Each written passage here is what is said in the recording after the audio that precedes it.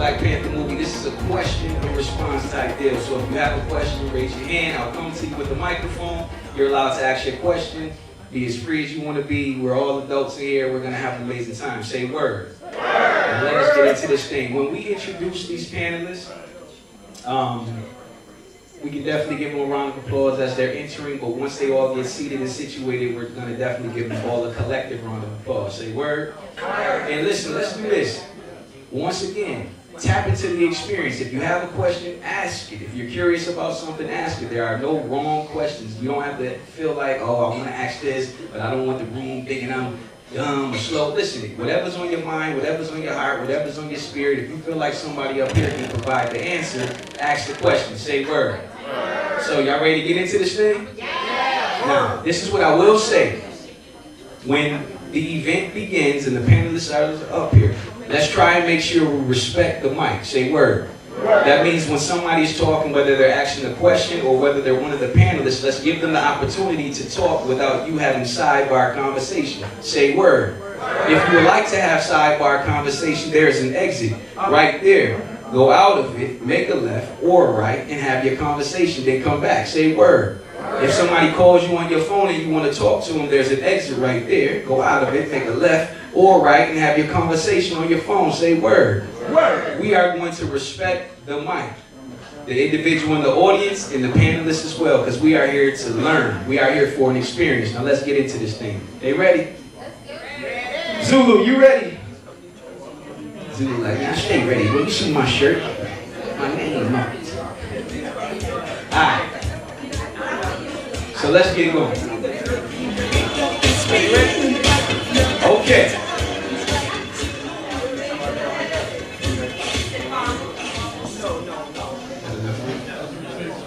And let's make sure we're making some noise for Black Excellence. And listen, the panelists are phenomenal individuals. They are going to do their bios because I want them to have the opportunity to let you know who they are. I didn't want to take the time and try to read, because I mean, they got accolades upon accolades. If it was my bio, it would be like, GD. And hey, it's okay. I passed. Thank y'all. Clap it up for GD, please. Thank you. Give it up for the GED. Damn. Tough crowd. I went to college too, though. Hey. But I just went there. I didn't stay or nothing. Listen, y'all ready? I'm just joking. Graduated from Payne College. Thank you. All right, you ready? I'm talking to her. You ready? Thank you. All right, ladies and gentlemen, let's keep that energy. Let's make sure we're focused. And listen, we are on camera, so keep smiling and make sure we're having a good time. Get that energy going. Let's make some noise right quick. I need everybody clap your hands, make some noise. Our first panelist of the evening is the lovely Dr. Newton. Make some noise for Dr. Newton. Beautiful Black queen.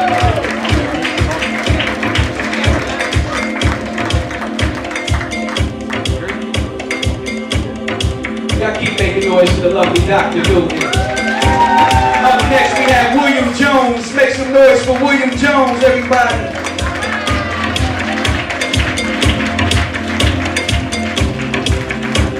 After Mr. William Jones, we have Poet. Y'all show some love for the poet. Let's make some noise.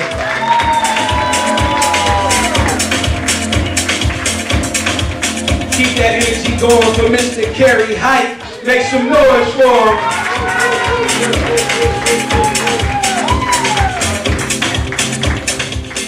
Behind him we have Mr. V.R. McCoy. Make some noise.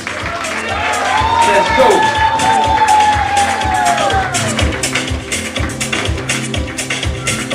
I'm sure you're familiar with this gentleman. Everybody make some noise for Mr. Mark John Jeffries. Make some noise for him. There you go.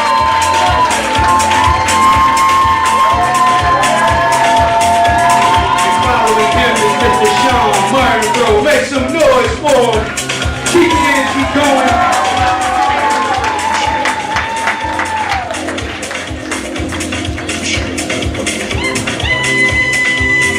Once we get all our panelists seated,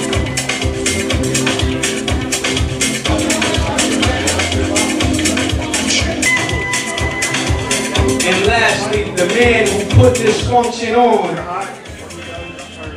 He's a ringside doctor, founder and CEO of vandabry-Lit, coder and creator of spoken word, phenomenal spoken, and the creator of Power and PowerWatch of the Black Panther. Y'all give it up for my dude, Mr. Dr. Greg Banks. Make some noise, everybody. Let's go.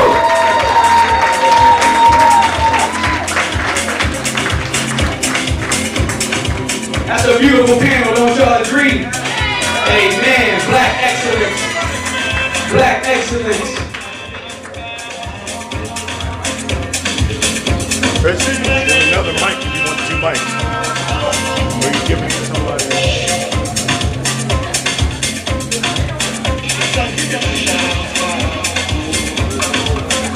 So now listen. Let's make sure if you have a question, all you got to do is raise your hand. Keep your hand raised. I'll try to make my way over to you. You know, you don't have to yell or scream or holler, but if you need to get my attention, just keep your hand up. I'll make sure I come over, and so you can ask your question. Say word. Man, the energy feels amazing to hear. Y'all absolutely beautiful.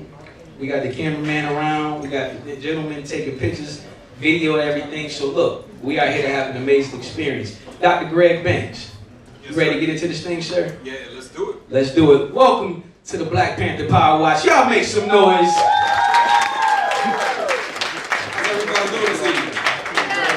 Did anybody just kind of sort of like that film?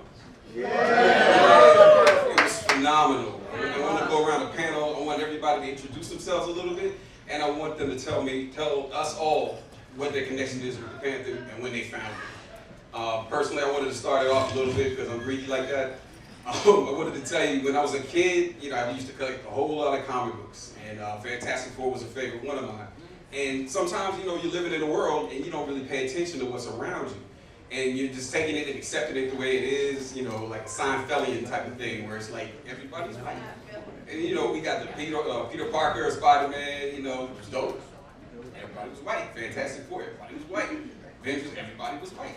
And then one day, you know, I was collecting the Fantastic Four. I rode up on my little bicycle up to the comic book shop, and it was like, boom, Fantastic Four, they're battling the Black Panther. And I was like, who is this cat? And he looked dope. He had a little pimp cape, a little black thing going on there, you know, and he was kicking them in the behind. And when is the last time you ever heard of that before? So I was amazed. And then he took his hood off, and he was a black guy. Yes, he was. Do you understand what that means? Yes. 50 years before President Obama, a black hero. And I was just like enraptured from that moment on. So let's go around the panel. I want to talk to Dr. Du. And she is a Ghanaian king, y'all. Not a queen, a king. She's a queen as well, but a king. And she's been associated with the Congressional Black Caucus in the first archaeological expedition to Egypt by African Americans. Right. So now the story's really going to be told. Dr. Du, tell us about your first introduction to Black Panther. My first introduction, I don't want to discuss my age, was also through the comics, and from that, there was a feeling of warmth and psychological well-being. And when I heard about the movie, I just couldn't wait because it was in production, started in 2014. And when I first heard about that it was going to happen, I kept thinking, is America ready for this? And is it going to be ready? Are we, as people of color, ready for this? Because maybe we no longer will have any excuses. And so I felt very empowered by it, and I'll get into that, but I really have been, it's almost like being a Trekkie. I've been a Black Panther advocate ever since I first saw it in the comics, heard about it in 2014, and now living it in 2018. Thank you.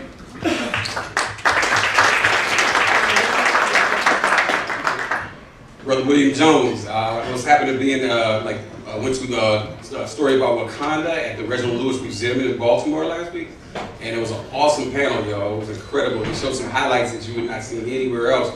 And then I saw this dude talking, and I was like, okay, he seems to really know what's going on. He's talking about resources, natural resources, things. Sometimes they take it and they package it and sell it back to us. I was like, this cat is on the ball. So, tell us your first experience with Black Panther. First of all, thank you for having me. I really appreciate being up here part of this panel. My first experience, basically, similar to what was already stated as a child, I've always been a fan of comic books. And I just remember being introduced to the Black Panther, and it was already stated, sometimes you don't know what's missing until you find it. And to see that character, you know, he just spoke to me, and I still have the first Black Panther comic that I ever collected, you know, and just to look back on that, you know, I always remember that experience, so that was my first introduction. Awesome. Next up, somebody who always carries themselves like a queen, always representing. Poet, tell us about your first experience. Oh, I thought he was talking about somebody else. Thank you for having me.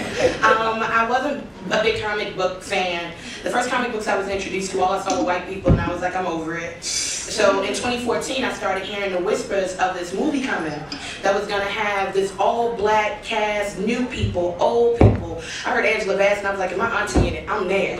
But then Chadwick Boseman, who's my husband in my head, I was like, I gotta celebrate that too. So for me, it was about possibly having the opportunity to take my niece to a movie where she would see girls with Afro puffs and braids, and she wouldn't think that the prettiest girl in the world was the chick from Frozen. So after that, I made it my business to spread the word. Anybody I could tell about it, invite to it. That's how I found out it wasn't about like Black Panther, it was like Black Panther. And I like the fact that it taught me something along the way. So that was my introduction, and it was one of the best introductions I've ever had. And I hope that as people see this movie, they embrace it and do more than dress up for the premiere, but go plant seeds in our communities, because our Black and brown kids need to not just see that, we need to be a representation of the Wakanda that we saw in that movie. And we're not always that. So. Yeah. Next up to the mic is my man, Kerry Height. Let me tell you about this cat. This is how I got to know him, through audiobooks. You know, I got this big travel, you know, this big commute every day, 2-3 hours and whatnot, and I'm like picking up through all the audiobooks, and I'm like, wait a minute. This cat did 30 voices in one story. Guys, girls, anybody, everybody, politicians. This guy kills it. He's the slayer of audiobooks. He's the top audio guy in the business. And we got a little special announcement a little bit later on. It's going to let you in on what we like to do. Kerry Height. What's up, what's up? I think Poet just announced her intentions to run for the next president. Thanks for your speech right there. I got introduced, similar to a couple other people, through to Black Panther through the comics. He was different in the regard that the only other black, I guess, semi-hero we have is Luke Cage, and he was like the hero for hire, but he was more so the mercenary from the hood. You know. But this was a representation of a king, which we didn't see at all. So he was someone like, oh, so there's a black king out there. All right, yeah, he looks like me. All right, we can do that too. And it just took the story out of the hood, and it took you to a place in our history where we were the leaders. You know, we were cutting edge in everything, medicine, science, math. So it just harkened back to that. So I just thought it was like good lessons, even though it was set in a fictional realm. Okay, next to the mic is my man, VR McCoy, alias Dirty Harry, from back in the day. He plays the Kaplan, the Z chapter at Howard University, and this dude, man, he let me know, how to actually do it right. So this guy right here, man, is my homeboy from way back in the day, and then all of a sudden I started seeing something out of him too. Out of nowhere, this cat can write. He's a supernatural thriller author. His books are off the chain. 2 of them are going to be involved in a giveaway tonight. He's going to be working with me and vandabry. In the future, we got a special surprise for you in a little bit to talk about that. But this is the man. You really need to read his stuff. Positive black male images. VR McCoy. It's a pleasure being here. Came up from Atlanta. My home is here in DC though. Born and raised here. Love coming back home. My experience with the Panther came as a child as well, growing up with comics. I was always into the darker characters like Blade, which a lot of people don't realize is a Marvel character. Yeah. So seeing Blade, Luke, as Kerry did, that got me into the Panther as well. Always been into the darker characters that, like Blade. So, but when I saw, that they were coming out with a Panther movie and it was an all-black production, cast, director, like, man, I'm there. Let me go home and be with the homies and check out this great event. So that's my experience with the Panther, that's my experience with Marvel, and I'm looking forward to some more black superheroes coming out. Hopefully they'll rejuvenate Blade and come out, as I was speaking to Will, come out with the next Iron Man, who's actually a female, a black female. Her name's Ironheart, by the way. Wow. You didn't know, did you? Next on the mic, Mark John Jeffries. Anybody know this guy?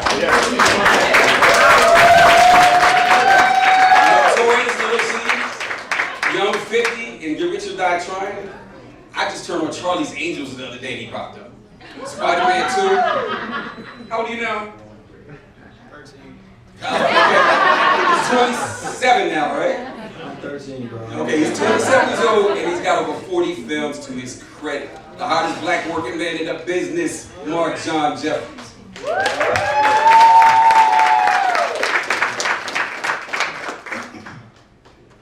Oh, so I just stopped? Oh yeah.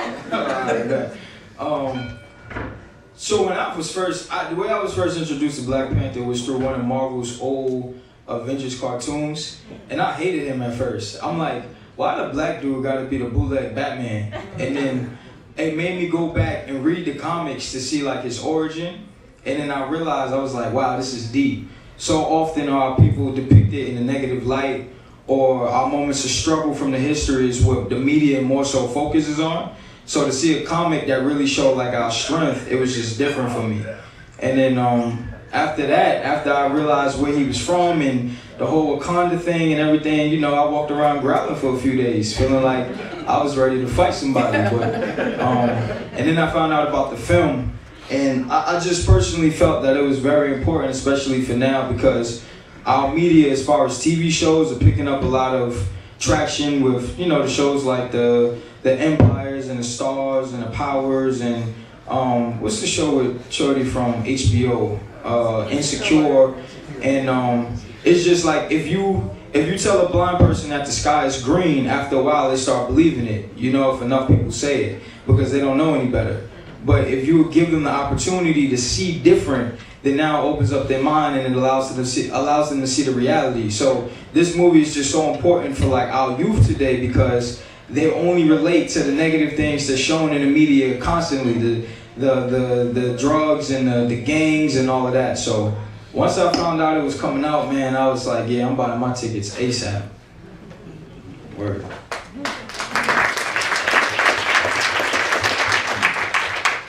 Next up on the mic is my man, a real dude. When I say a real dude, a real brother, he turned down a trip to Africa for a Black Panther premiere to be here tonight. Gotta give him a love for that. That's just the beginning of the introduction. So this guy is an artist for the Black Panther. He's done like a whole run of the Black Panther. I mean, and he kind of reintroduced me to the character and whatnot. I follow his art a lot. I mean, he's an incredible artist, great visual displays. He's worked with Robert Kirkman from The Living Dead on the graphic novel. Walking Dead on the graphic novel. And this dude is up there, and he's making big moves. Sean Mark.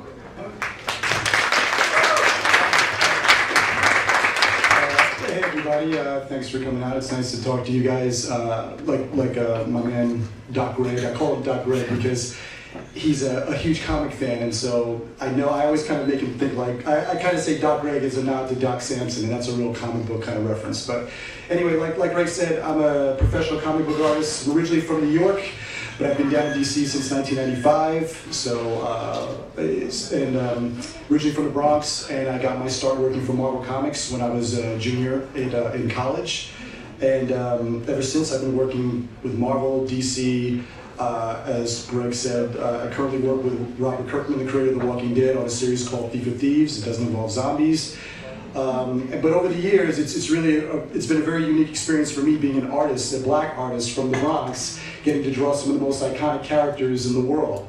I've drawn Batman, I've drawn Captain America, I've drawn Black Panther, Luke Cage, just the X-Men characters. So it's really interesting for me seeing everybody else sort of catch up with what us comic guys and ladies have known all these years that there's so many cool characters. And also it's really great to see a lot of people behind the scenes getting a lot of light, because whenever I get interviewed about being a black comic artist, people say, oh, you know, how come there are no black comic artists? And I'm like, no, actually there have always been black comic artists and comic artists of color behind the scenes, but back in the day before social media, you never knew.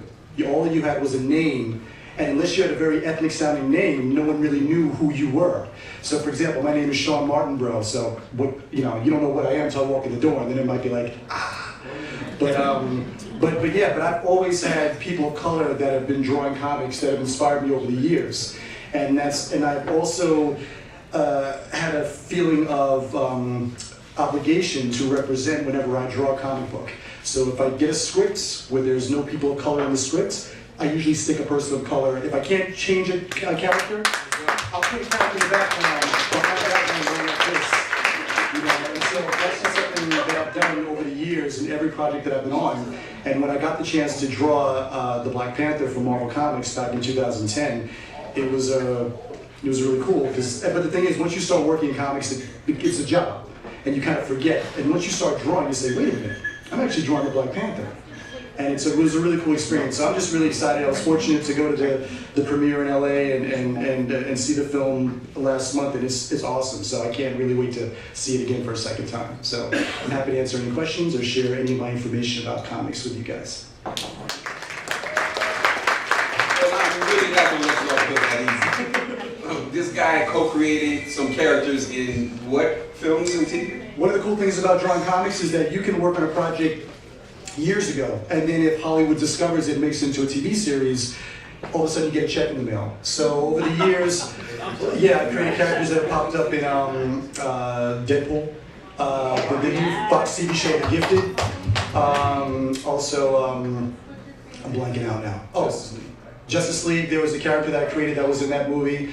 I got like an invitation to the premiere out of nowhere, to the premiere, and I was like, well, why? And then when I went to the premiere, and I actually had a cool credit at the end. People were blowing up my phone saying, dude, we saw your name in the end credits. And I was like, oh, really? So it just, over the years, they just use characters. If you create something, you never know when it might sort of get its own life. So that's like a really cool thing about being a comic book artist.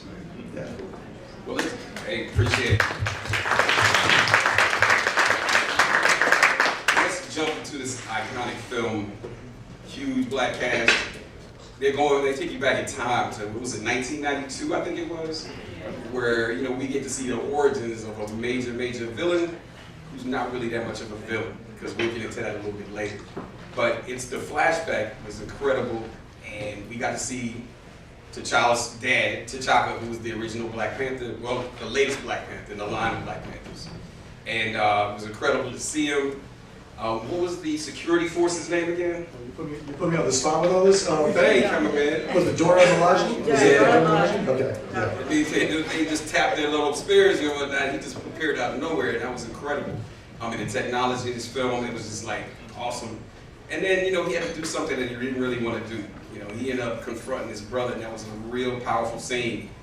And then his brother looked like, you know, he felt like he had been betrayed. He wasn't really betrayed because he was doing some things that were not in line with what Wakanda was all about. So, what do you guys think about that first scene? Oh yeah. Anybody from the audience, because this is how we do it at the PowerWatch. Raise your hand. First of all, I was shocked to see one of my favorite actors, Sterling K. Brown. That was, that's right, you did. So take the mic and but seeing that and seeing him, you know, because he's one of my favorites on This Is Us and just won an Emmy, so that was pretty heartwarming. So right off the bat, I was into the film, sucked into the film, so I appreciate that. And it just really set the scene for, you know, what the film was really going to be about, because I didn't know what to expect. So I appreciated seeing the first scene, and you know, it's being set in Oakland, 1992, kind of what's going on in Oakland, California, drugs, trafficking, guns, all those type of things. So it was good. The first thing just set a great tone for the entire movie. So did appreciate that because it sucked me right in right away. Thank you. And it kind of lets you know that Wakanda's for real. I mean, you know, we have, you know, the United States, and we think about a foreign country and whatnot. We don't think that they got spies over here. You know, and they were like, there was a spy and then there was a counter spy to the spy, so it was just incredibly crazy. So I was like, well, that sounds like United States stuff to me. So a lot of times we get that ignorance, those stereotypes from those other countries, and they think, you know, they're not at our level, and sometimes they really are. So moving forward, I mean, we got to see Wakanda for the first time, and my heart just leaped out of my skin. It was incredible. It was just technological marvel, and you know, they were hidden from the world, and it sounds like they knew what they were doing, huh? They were trying to avoid, you know, getting caught up in everything else that was going on. And they gave a little history lesson, whatnot, is what the world was evolving into. You know, they're all fighting against each other, slavery, war. It was crazy. What do you guys think about that? I'll speak on the first scene and what I thought. It made me think of the quote, "Am I my brother's keeper?" And it made me think of right now, there are people who know people that are doing not great things, but you don't necessarily tell them that they're not doing right because they're your brother or your cousin, but the wrongs that they're doing are gonna be at the detriment of your community and the people around you. When you tell me that you sell something from, you actually sent somebody to our country, let them kill us to get it, you knew what you were doing, but still for you, at that moment, you weren't thinking that you were your brother's keeper. And I think it didn't just set a tone for what we were gonna see in the movie, but how we interact and view with each other every day. If you felt that you and your son had been left, not reaching back home, sometimes we need help and we won't turn to the person next to us and be like, I need help. Instead, I'll do what I feel like I have to do to survive. And now we've created this mentality when everybody's rolling for self and you're not thinking of the other people of your tribe. That's what you get. I'm willing to sacrifice all of you so I'm good, not understanding at the end of the day, he still wasn't good because your situation was still what it was, and now it's even worse for all those involved. So for me, looking at that first scene, it was a look at how black people really treat each other. A lot of times we keep you out, then once the sugar honey iced tea hit the fan, you trying to clean it up, and then a lie begets a lie to cover this, to do that. So I'm hoping that we looked at that, how we treat the person next to us, and maybe we'll interact differently moving forward. If you see somebody hurting, reach out. If you hurt and say that you're hurting, I'm not okay, help me. Absolutely. That's a great point. We got a question over here. Got a question over here. Can you stand up, please? Thank you. That was an excellent point, Paul. This is a comment and a question about the first scene, but you can hold a question for later. The comment was, I really appreciated the technology. The first scene, it showed the spaceship going off, and being a technical person, I really enjoyed seeing that, okay, there's some real good tech stuff coming up. The question is, how close did the movie tie to the comic books? Because I'm not a comic book reader. And I hear a lot of people talk about how sometimes the movie veers away from the actual comic book. So maybe later on you can talk about that. Well, you know what? Hold on, can you guys hear me? Okay. Listen, as a person that's drawn a comic book and I'm part of that comic book sort of sphere, I thought it was amazing. I thought it was very accurate. But you know, of course, you have to make changes when you go from the comic book to the movie. Because to me, like one of the most interesting things that they changed was there's the character of M'Baku, who played in the comic book he's called Man-Ape, which was really problematic when people heard that he was going to be in this movie, because in the comic he has like a big sort of gorilla. He's pretty stereotypical in the comic. But the way they translated him to the movie was just amazing. I thought he was like one of my favorite characters in the movie, and he had so much charisma. So I think that you have to make changes. I think in all the Marvel movies they've made very smart choices to make changes when you adapt a comic book, especially a comic book that was created back in the 60s, 50s, 70s, when things were really kind of wacky the way they were representing people. And it's awesome to see them kind of make that jump to 2018 and beyond. Yeah. Well, Sean, I didn't want to let you off the hook once again. No, I'm here. Ask me. But basically, what's happening is, you know, I read the original Black Panther comics, and I was like, okay, you know, I liked it a lot. And when he went to Africa, not so much, because I was like, wow, these cats wearing grass skirts and flying around spaceships. It's kind of like, man, what's going on here? Mm-hmm. But basically what happened is later on, and I missed out on that and had to go back and read some of it, a lot of different authors kind of evolved the Black Panther story. Heard something about Reginald Hudlin. Could you care to comment on that? You know, it's fine. I never read Reggie's run of Black Panther, and this is one of the things, like when you're a fan, you get to read everything, but when you start working as a professional, you don't read as much. I think one of the things I really loved about this movie is that it really addresses African Americans and Africans and that kind of divide and also the similarities that we have. And for example, I've been to Kenya, my sister has been abroad many times to different African countries, and it amazes me how little Black Americans know about Africa. People are surprised, and a lot of times we, a lot of times we tend to put it on people who are not of color being sort of ignorant or backward. But there are a lot of people that don't realize that there are cities in Africa. So one of the things my sister, so when she went to see the movie, she was like, yeah, that wasn't a big surprise to me to see cities in Africa, because you go to Nairobi and that's a city. You go to Lagos, that's a city. And I think a lot of people that have not traveled to Africa or don't know a lot about Africa were surprised and probably had their eyes open to see Wakanda, of course, is futuristic, but in a lot of ways it wasn't. If you look closely, there were like some dirt roads mixed with hover cars, and people that looked like they might be out of the 70s, and then people that had very sort of authentic African garb. And I really thought the movie did a great job of really presenting so many different slices of African culture in this movie, and then sort of putting a futuristic twist on it. I just thought it was it was just educational on so many different levels. So many different levels that I loved it. I just got a question over here right quick. Yep. Got the Black Panther on his chest. Do you transform if you push it? Punch and find out. Not really a question, but a statement. Just what you said, Sean, was very interesting. A lot of people, when they talk about the movie, they talk about the technology and how amazing the technology was, and they really made a point in the movie to stress that. But when I look at that, I see Wakanda as Egypt.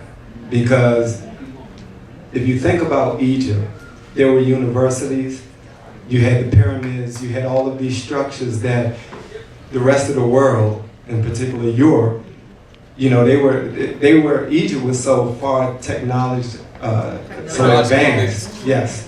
And so I kind of made that correlation.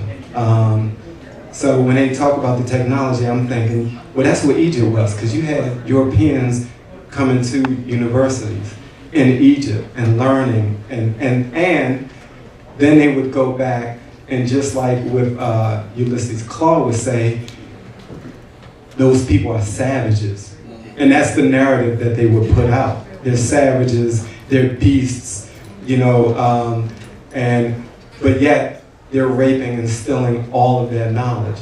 So that was what I really saw, and just what you said, that's the narrative that they put to us here in America. So we, in our mind, think Africans are savages, or they're Simple. they're simple, and when we look at that they talk in different dialects and all that, not realizing that they stripped us away from that. That's us. That's our culture. That's our language. And here in America, we are probably the only ethnic group or race that doesn't have its own language, or you understand?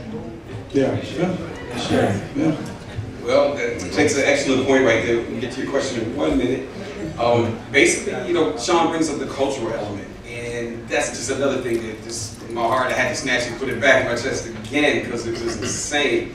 First of all, it just felt like, everybody knows, and you get it kind of trickling down into your system about how they took the things from our culture and how they separate us from our culture. We couldn't talk to each other, we couldn't learn to read, we couldn't learn to write.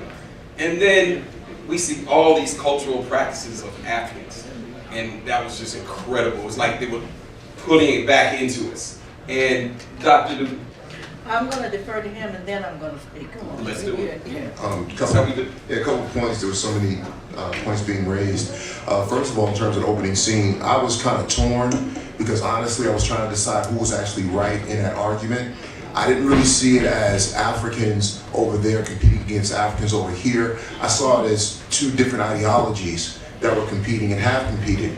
And I think they raised the question as to whether or not those two ideologies can coexist in the same space. Also, what I found interesting is, please remember, when we talk about the Black Panther, this was not a black creation. These were two white men that created, Stan Lee and Kirby, that create this character. And the reason why I find that interesting is because they raised the question of, what would an African nation look like had it gone untouched by Europeans? And what you have is a technologically advanced civilization because they were never touched by Europeans. They were never colonized. They were never occupied. So I think that that kind of answers the question of what they fear and what they recognize would have happened had they left us alone. You mentioned ancient Egypt. What would ancient Egypt have ascended to had they not been interfered with Europeans and so forth? So those are the types of things that I found very interesting in terms of the way that the film was set up. And really quickly, when you mentioned the correlation between the comic and the film, it was Christopher Priest and Reggie Hudlin, two black writers that really elevated the status of the Black Panther character. Now you have Coates writing them, so you're kind of continuing that. Before that, you had Wakanda being mentioned, but it wasn't a central character. And as was mentioned, they still had them kind of on the edge between that stereotype and with some hints of technological advancements. But it was really Christopher Priest and Reggie Hudlin and now Coates that have elevated the status of the Black Panther. That's where they were really drawing the motivation from when they created that film. Yes, and I just wanted to buttress what he said, but also to talk about the fact that this is a trans-African film. It is not just one country, it's a composite of many aspects of African culture, and not only ancient Kemet, which you referred to as Egypt, being that advanced, but if we also go back, there is a king that is very similar to the king of Wakanda, and that would have been Mansa Musa I of Mali, who had so much gold, he dropped so much gold on his way to Mecca that the price of gold was destabilized for 12 years. And so what we're seeing is a combination of both historical realities as well as futuristic ideation. And the fact that when they were on the mountain, I remember looking and saying, oh my God, that's Mali. You know, those are the Vandabry cliffs of Mali. And I kept going back and forth because having been in every African country, not only just Ghana, but also all the others and to Kemet many times. And so I'm envisioning that what we see is the composite of the greatness of a people who, had they not been interfered with, would have created a world that would be better for all of us. The parallel, of course, of Wakanda would be Ethiopia, that was never colonized by any European nation. And so we do have some current realities that are based also on this, you know, fantasy that we're talking about. But the fact that they were not colonized and the fact that they were referring to the Europeans as colonizers, I thought was the most appropriate terminology in the context of what was going on there.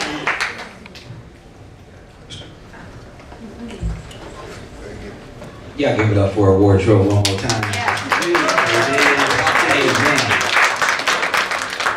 Yes.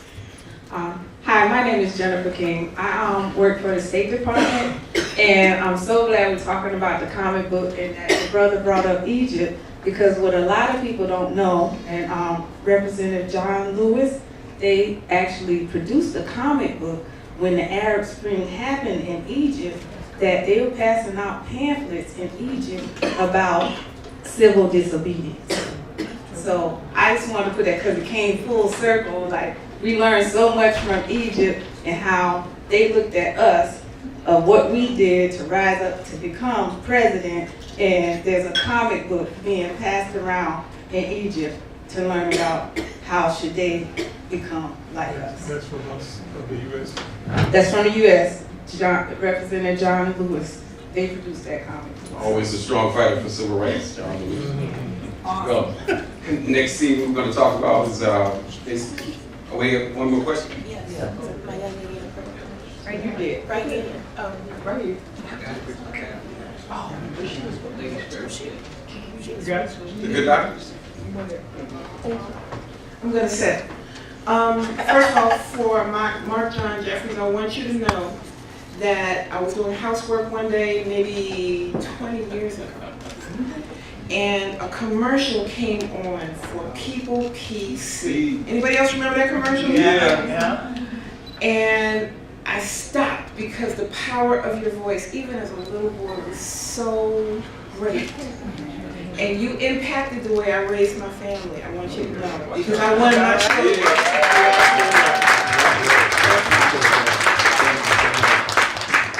I also wanted to ask the question of whether or not there was a foreign policy and political consultant on the screenwriting piece. And that question was for Mr. McCoy. Dean McCoy. I have no idea. As a storyteller, the way the screenplay was written, what is your opinion about whether the foreign policy piece or the political piece was written appropriately? I think that was written appropriately in reference to the dynamics of the film, foreign policy. You saw the CIA involved as usual, someplace they're not supposed to be meddling around.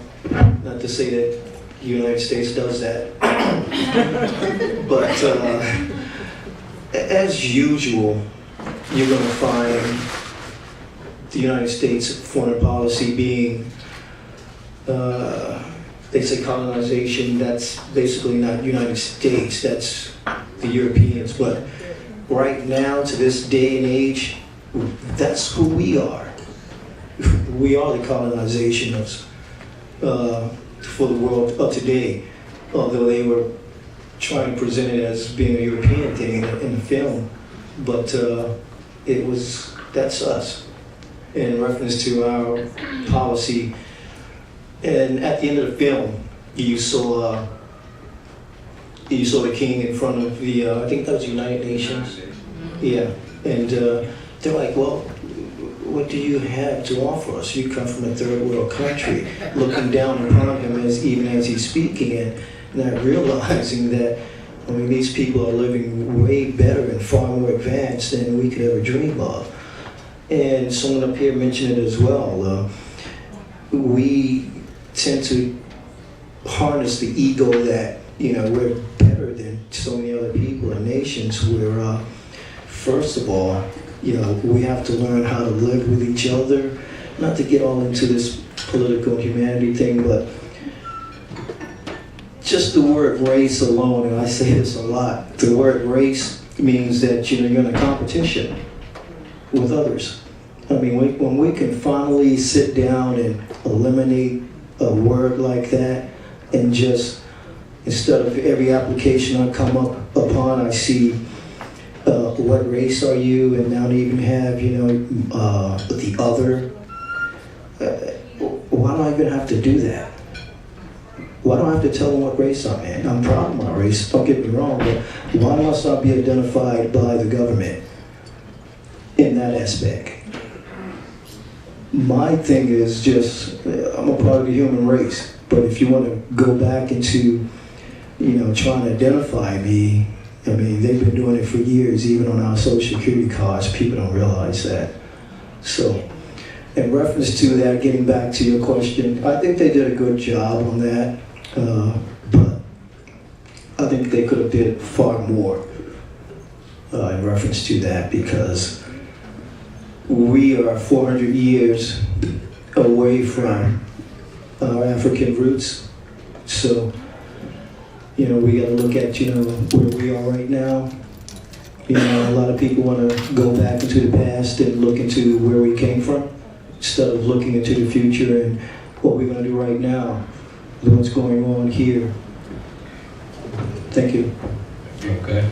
Okay, moving on to the film. Thanks, Fred. Moving on to the film, we got to see Nakia for the first time. And, you know, you got to see her in action, and they were running with the rebels and everything. And, you know, what did Okoye tell him? Tell T'Challa, she said, don't freeze. And what's the first thing he does when he sees you? He froze up. You know, we get to see the love interest, man, and there was just a lot of love in that scene, you know? And it made me proud of the fact that, you know, okay, it's not somebody having to step out of their race in order to do it. It's like, you know, he's got a love for his African queen to be. So I thought it was real special. Carrie, what's your thoughts on that? Well, at the beginning of the scene, I wasn't sure quite quite what they were doing, but then I was like, oh, now we're touching on child soldiers and kidnapping people from villages. So I like the way they kind of touched on that too. They did a good job on touching on a lot of different things in that regard, just to give you like a little something to think about. Like you want to be entertained, but the best movies to me are something that you go home with and think about, discuss with friends, and keep the conversation going. It was great to see her. I mean, if you just think about that, the whole aspect of that, people getting kidnapped out of their homes, their villages, whatever, and then forced into, because as you saw, she saved that young boy's life. She said, he's just a boy. He was forced just like the rest of them. So let him get back to his life. How she put herself in that situation, I thought it was pretty powerful that, they don't give women that sort of power or the confidence of having that power to be like, no, you don't do that, it's too dangerous. And she just jumped right in and was like, nah, I got this, I don't need you. Matter of fact, I don't need everything we have in Wakanda, I need to be out in the streets and like helping. And it's great how it even ended. She was gonna be running the head, like taking care of the community center in Oakland. So yeah, I thought it was a great show of power and confidence. Okay, we got a quick question over here. Hey, my name is Dr. Hakeem Allah. So from the picture, I thought it was very thought-provoking. And there were 3 things that jumped up at me. But I'll kind of set it up before I mention those 3 things. One, if you go back biblically, you look at Cain and Abel. And then you go forward and look at Isaac and Ishmael. Then if you look historically with the slave trade and how many slaves each other, here we are today, it's African American connection. Sometimes and sometimes not. That by African roots and how we got here. The 3 things that kind of jump up at me just for thought is 1, truth crushed into the earth rises again. 2, the sins of the fathers sometimes are perpetrated on the sons. And then 3, hurt people. And you kind of see all that come out of this. Those are my comments. Go ahead, good comment for that. Well, hurt people, we see that now. You got a really hurt person in office that's hurting the world, so. That aside, the part about when he froze, you know what it made me think about? How beautiful black women are. And how long we've been told that we aren't, although people want to mimic it. How many of y'all have been walking somewhere and a guy has stopped and stared at you? I knew exactly what she meant when she was like, don't freeze when you see all that. The minute he saw all of that, and it made me, I tingled a little bit like, yeah, I'm just hot to death, I am. That's how I felt. Like she knew he would freeze because we aren't told often that we're beautiful. I think as long as I've been living, there's always been something. Your hair nappy permit, arch your eyebrows, do something with your hips, put on your Spanx because your curves is popping. And that moment it was good to plant that seed of, that's how gorgeous black women are, that we can make you freeze like a deer in headlights just because you laid eyes on us. And if some young people don't walk away with anything else just based on what they do, because of what they think being sexy or looking good is, her wrapped in sheets was enough for him to stop and be mesmerized. And I'm like, hot damn, may my young brown and black girls walk away with that. You ain't gotta be naked, you ain't gotta be twerking. You were already cut from a cloth that made you gorgeous. So for me, that little thing,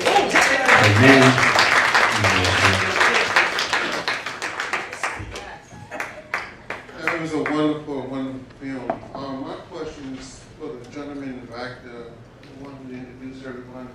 I wanted to ask, I think I heard you say that you was some type of white doctor or ring doctor, and I just want to know, was you an actual professional pro-fight doctor? Yes, I'm a ringside physician for DC and Virginia. You might see me with some HBO stuff going on. Okay, because I am a professional fighter. Oh, cool. And I'm coming from Midtime Academy. My trainer is Mr. Eugene Hughes, which is Kathy Hughes' brother. Okay. Yeah, so I just wanted to get away and just see who you were. So, I'm right here, brother. Hey, hi. Go over here. I got some ladies on this side of them I gotta get to. I'll be back.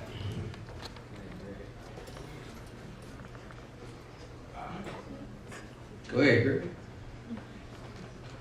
And by the way, fellas, can I just say this? Every man in here has froze before, correct? Yo. Let's get focused. So we knew what she was talking about. When he saw her and he froze, didn't you feel that in your gut a little bit? Like, boy, I've been there before, man. Now, I wasn't jumping on nobody on no truck or nothing. But I was, you know, walking down the street or something. Here you go. Watch they freeze. I don't think I'm gonna freeze over. I thought my arm was gonna fall. I felt like Billy D over here. You gonna let my arm fall off? Well, I just want to point out that I thought that the film in its entirety was a great introduction to Afrofuturism, which a lot of us don't know about. And it's a movement that's been happening for years to address the feminine wows that, you know, they so beautifully put out in this movie. You know, it was just amazing to me how it didn't matter that he was a young prince or a king. When you saw Angela Bassett, she was Mother Queen, right? When you saw the general, she was automatically addressed as such, the general. You know what I mean? Even when, you know, the protagonist, her lover, that was made, you know, aware to us. And she stopped a rhino. Correct? Yes. It still was totally amazing to me that, you know, they were able to put the power of the Black woman on Front Street so beautifully. But this question has been in my head, if we could circle back for a while. I noticed that, you know, in one of the original storylines, you know, Warmonger, Killmonger, I'm sorry. Killmonger. I'm all over the place right now. I've been holding on to these questions for quite some time. But Killmonger, he was such a dominant character in the original storyline. Why do you think it is that they killed him off so fast? Because, I mean, it was the classic biblical, you know, outline of Cain and Abel, or am I my brother's keeper? And you know, I just think that the movie killed him off way too fast. Well, real quick, you mentioned Afrofuturism, and I forgot to mention I'm founder of Afrofuturism Network. And if you're not familiar with the term was coined in the 1990s. However, Black folk have been writing science fiction and fantasy since the 1800s. Even had W.E.B. Du Bois writing science fiction short stories. To address the Killmonger character, once again, you know, partway through the movie, I was saying, is he wrong? I was trying to find reasons to dislike him, and I think towards the end they had to amp up the villainy. And two key scenes that did it for me was when he burned all the blue flowers. It was key because not only was he burning the flowers, but it was also him murdering all future generations and wiping out an entire culture piece. So that's when they really started to show the villainy of the character. But what was also key was, after that scene, Everett Ross, the white character, said he learned that from us. Right. Yeah. That was something that he was trained to do. So it was like, that was that African revolutionary spirit, but it had almost been like it was corrupted by this European way of thinking. And as far as his death at the end, I think once again the question was, could these two ideologies exist in the same space? And it was really his ego that wouldn't allow him to exist in the same space, because if you notice, the Black Panther was going to save him. Because I'm thinking, if I'm T'Challa, this guy's gonna be my general. You know, we gotta clear some things up. You can't go around trying to kill me. But in terms of his leadership, in terms of his skill set and all of that, there was a place for it. But it was just that he could not bend. He could not see any flexibility. There was no flexibility in him. And in as much as I love that last line, you know, when he was like, bury me in the ocean, you know, my ancestors would not submit to bondage. I thought it was a beautiful line. And I, you know, kind of like, man, if I go out, I like to go out with that line, you know. But at the same time, I think they were just kind of questioning, when is it time to kind of check that ego? You know, if you're going to be a revolutionary, there has to come a time where planning comes into place. There has to come a time where cooperation and flexibility comes into place. And if you're not willing to do those things, even in the spirit of revolution, ultimately you can't survive. And I think that's why, in terms of his character, he couldn't have lived to another film. Given the way he was presented, I couldn't imagine him saying, okay, put me in chains, but I just couldn't imagine it. So I think he almost had to do it. And can I just add that when he destroyed the flowers, what you were doing, not only the future generations, you were destroying a culture.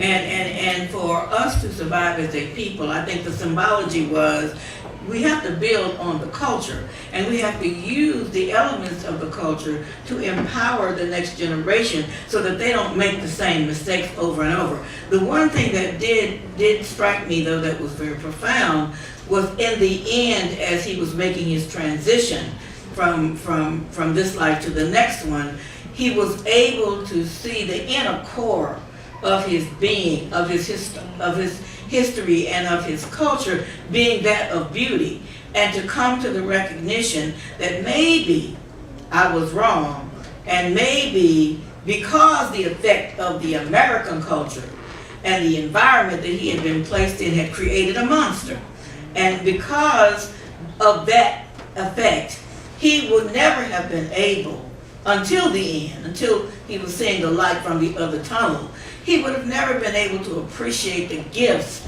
that that culture brought into his not only being, but into the creation of a magnificent civilization. So I agree, he had to die.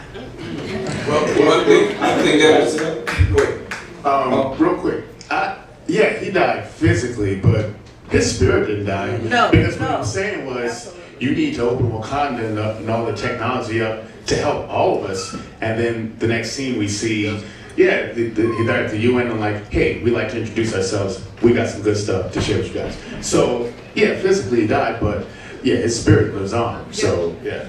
That whole character itself made me think of a term or description that was incorrectly applied to Malik El-Shabazz, otherwise known as Malcolm X.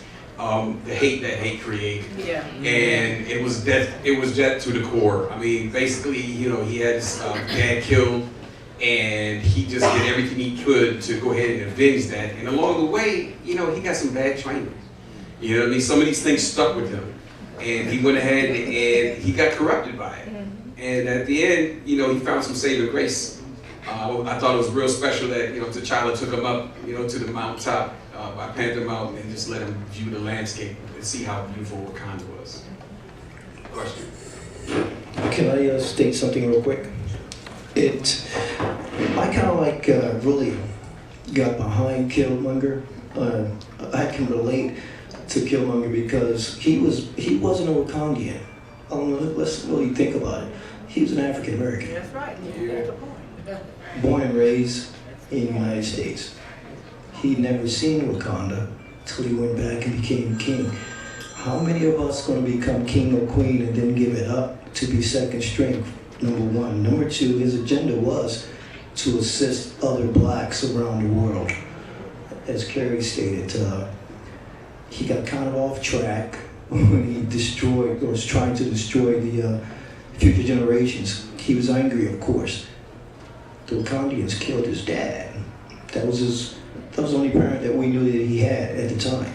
We didn't see the mother or anything around, so I'd be angry too. But yeah, I kind of like felt where he was coming from. And real briefly, you know, when he was in the museum and he's looking at the artifacts, and he was like, "You stole them." Just dope. Question? Oh, come. I'm Storm, and Storm. T'Challa's wife. What's up? That's right. So I love the women and the imagery in this film, but what I found most profound was the dynamics in the relationships with T'Challa and Nadia, and also with the general. And I love the idea, which I think is more traditional, as far as a woman. Another thing I love is that they all are so sure of themselves. And as a woman, to serve your man, like, you have to be sure of yourself and your purpose. And they were true to their purpose, like that came first. And then they were able to love their man and love their community, or, you know, love Wakanda. And so I just think too often we fall into that European ideal of the woman giving up everything to support the man, which is nice, you know, but I think more what's more important, or relative, I should say, is that a woman, or more traditional, is a woman actually being sure of herself, being the core of the family, of the community, and then, you know, being able to serve a man, being able to be there, be a power piece for a man, and guide him when he's wrong, or when he, you know, support him when he's right. So I love that, and I just wanted to see your take, all of you guys, your take, your opinion on the dynamics of those relationships. Well, I thought it was very special, the fact that Okoye was able to stand up to her man and tell him he was wrong. You know what I mean? That's love right there. You know what I mean? You're not supposed to support somebody who is going on the wrong path. You know, you're interested in their spirituality, the person who they are. And you want to build that. You don't want to take that away. You don't want them to feel better. You want them to become stronger. For me, I'm gonna go ahead and say, hey, I love your glasses. And I walked away feeling like the black women were like the real main characters of the movie anyway. Like, I get you, T'Challa, and I see what you're going through, honey. But everything that those women did, even how they stood up for their men, we've been doing that as black women forever.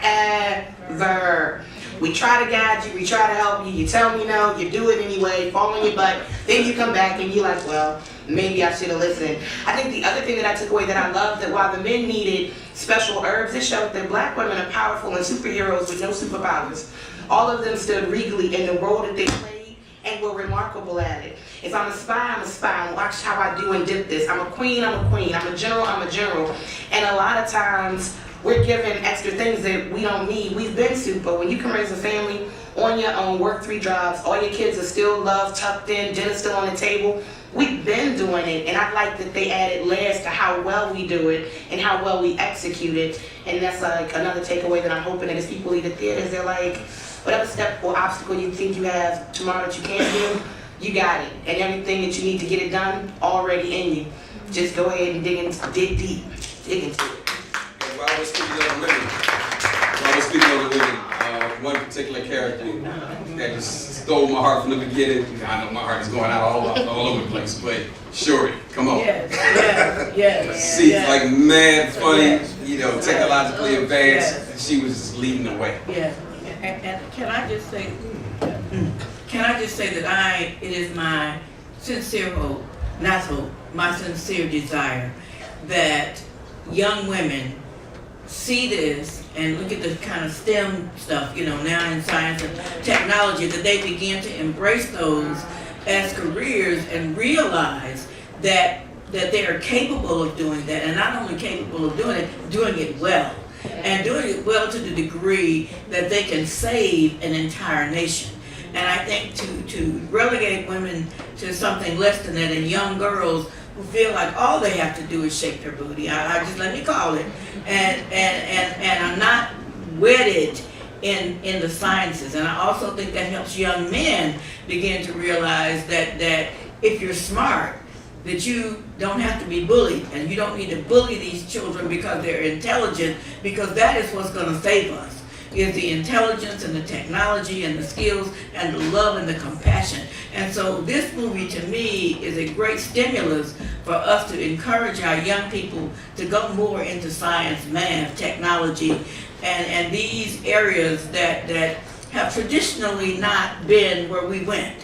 And so the young lady, she stole my heart from the very beginning, because she was brilliant, she was quirky, and she was funny, and she was able to see through and anticipate what future problems would be and create a protection for that. And that's profound. That is profound. And she was female. Yeah. And y'all seem to forget the funniest line of the whole movie. What are those? Yeah, what are those? Mark, come on, man. Silent boy, man. What's going on, man? You gotta speak up, kid. I mean, everybody's... No, you, man. What's up? Come on, bring it. This is a comment or question for everybody on the panel, just keeping it in what we're touching on as far as the female role. I was speaking to Carrie earlier because I'm just baffled by the lack of love that black women seem to have in themselves, or we have for each other. Because I wasn't raised like that. I was born in the 70s. My mom raised 6 girls by herself. Nobody ever looked at any of us. We were all different. had dark-skinned sisters, light-skinned sisters. Nobody ever looked at us and said, your hair is too short, you're too dark, you're too skinny. So the overall, as far as the social thing in this film, I'm seeing a lot of people, I need to take my children to see it so they can see what Black beauty looks like. And that baffles me because I've always known what it looked like, because nobody ever told me that how I looked wasn't good enough. So I'm trying to figure out, why are we digressing? Why did we need this film in 2018 for a lot of people to have this conversation about, let me go show you what Black beauty looks like? Oh, I can answer that. Wait, Mark John Jefferson, switch to dead. I'm back, y'all. He's back. I'm back. I got this. I got this, Sean. Get him, champ. Honestly, that's television. That's what our society has been fed, like my generation. Right now, well, when I was younger, we went through a phase of blonde hair, blue eyes. And then that turned into the women that were so-called attractive always being depicted, if they were Black, as light-skinned. No offense to my light-skinned women, but that was everybody being light-skinned. And it was a way of almost showing them in a light where they were ethnically ambiguous, but being able to say, well, we had a Black woman in there. So I've sat in on different production meetings, I've sat on development for some of the movies I've done, and just hearing the way that they'll break certain things down, it makes me realize, like, wow, that's really what they're trying to do. They don't want a certain strength to be seen, you know, because what movie was that? Planet of the Apes. When Caesar took the twigs and put them together and was like, apes together strong. And now I'm not saying, I'm not making it, no, we're not apes, I'm not saying that. But when the community is unified, there's strength. And one of the main things that we've struggled with for the longest was getting stories told our way, and stories that we relate to. And I was going to say this earlier, just to piggyback off something that was mentioned. Killmonger died because it's a movie. That's why. They killed him off because at the end of the day, regardless of them giving us, or of us having a movie that was so culturally sound, it's still a movie. So it still had to be entertaining, it still had to tie into the next Avengers coming up. But that's why it's so important that we support movies like this. Because the more and more that we support movies like this, the more and more our stories can be told. But if nobody actually sees this movie, it goes down to the failure, and then Hollywood goes, yeah, why would we put up another $200 million to do a Black movie? They don't support their own work. You know, so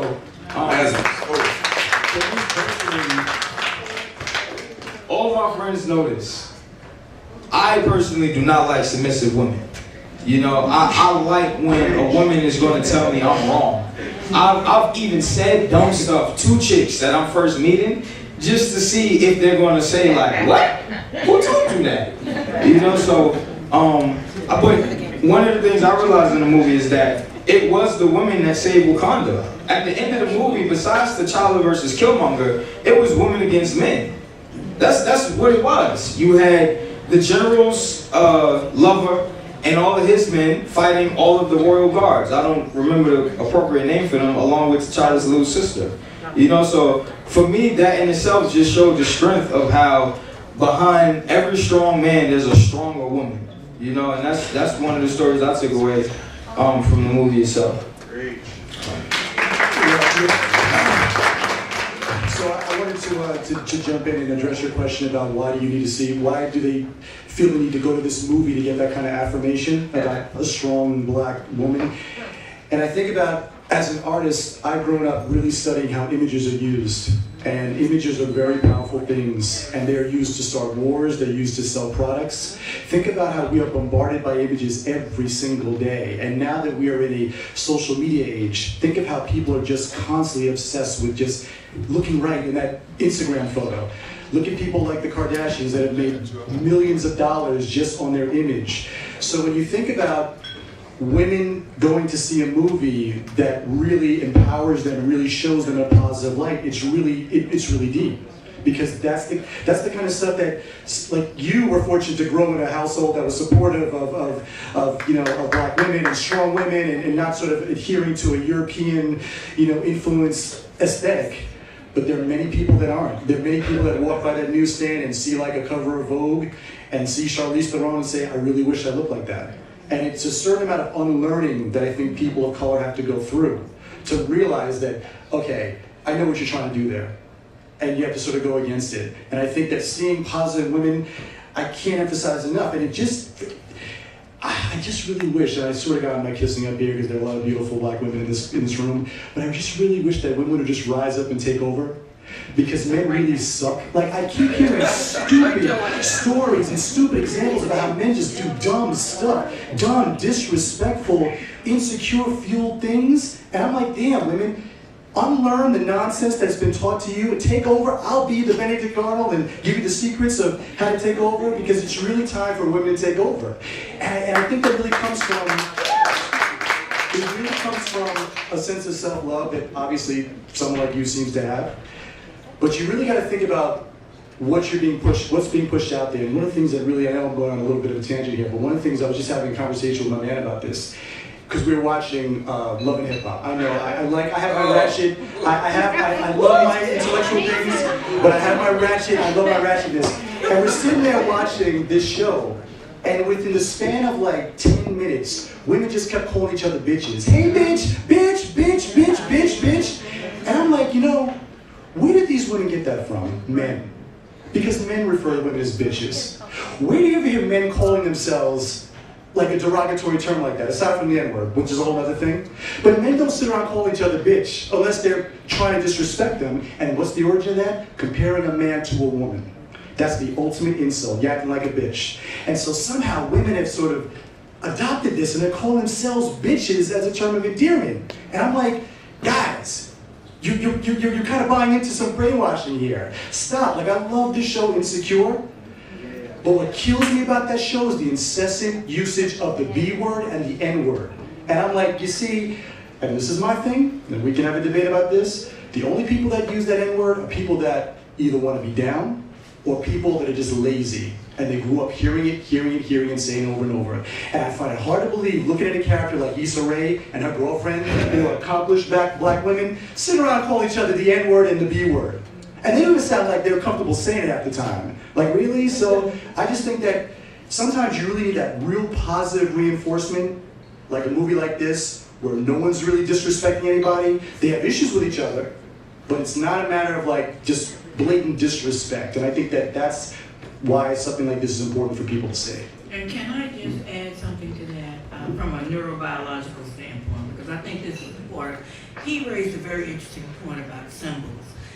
What a movie like this does is rewire the neural networks of our children, because they are layered with images that are very negative, that are either not looking like them, but they have to aspire to be something else. I mean, let's take Africa, for example. In Ghana, we've got women, African women, beautiful African women buying bleach cream in Ghana to bleach their skin, and of course it's creating problems like we did way back in the day. And so what is important is that the brain never forgets anything. And all of these images that our children have been exposed to are layered in a portion of the brain called the red nucleus. We never forget it. And so in order to have something else come forward, we have to begin to layer new images, new symbols, symbols that are more appropriate with us, for the brain to have immediate access to grab that up and go with it. You were fortunate in that you got supported, but a lot of things around you and your friends did not have that kind of support. And so therefore, those images do not, you said, why should we? Because they don't have that history. And so that neural networks have not been the same experience that yours is. So in order to have our children in a developing brain that does not mature until the third decade of life, we've got to begin to superimpose, superfuse, put in images of positive male images, positive African American or African women images, and love between black men and black women. Amen. So that can be the model. Well, I do want to tell you that Daryl is saying he's an accountant, and he's a capital brother. He's giving away 6 tickets to next weekend's Black Party, and he said ladies only. So 6 ladies. You don't have to wear black. No. I would love to go to Okay, there's 1, 2. Okay, come on up, ladies.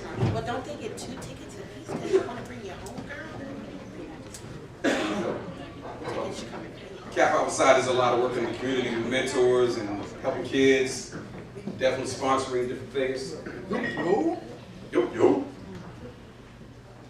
Ladies only. Okay, there you go. What a gentleman. That's what's up.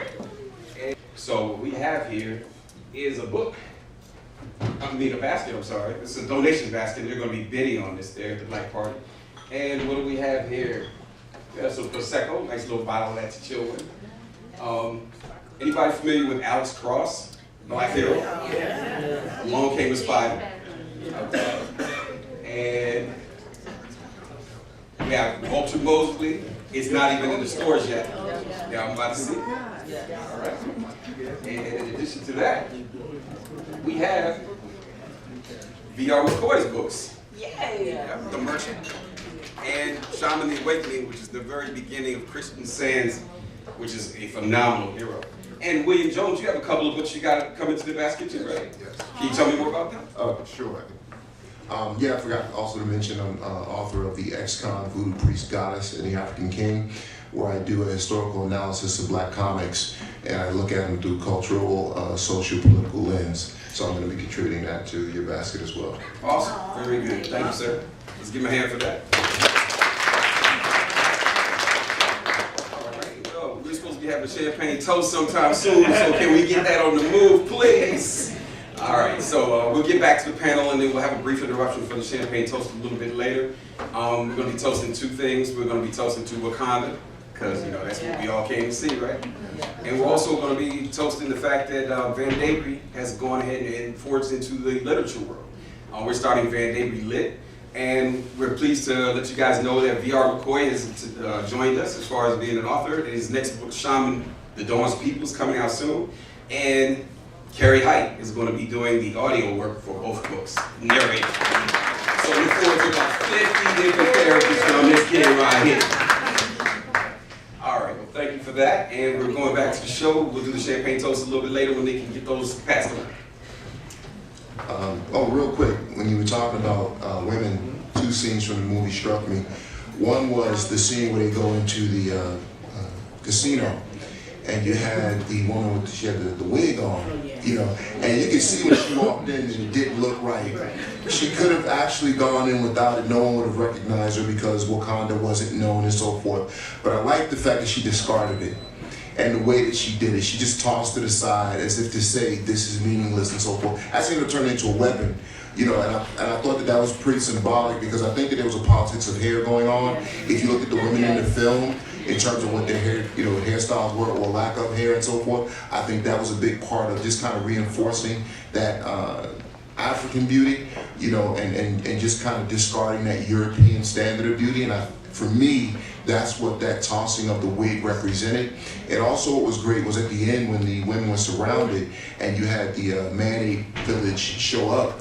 I was like, oh my God, I gotta have the men come to the rescue. But if you remember one of the first scenes you saw women from that village as well that jumped into the fray. So I think that the director was very careful not to have men at the last minute come in and save the day alone, because you also had women from that group that you hadn't seen prior that actually showed up to fight. So I thought that those two things were key in just kind of reinforcing that strength of Black women. And lastly, when we talk about the representation of Africa, I find it interesting that when we talk about positive or modern representations of Africa, so far, the two biggest I can think of are Wakanda and Zamunda, and neither one of them actually exists. So I'm looking forward to a time where we can see an actual African nation, an African country, be shown in a modern light.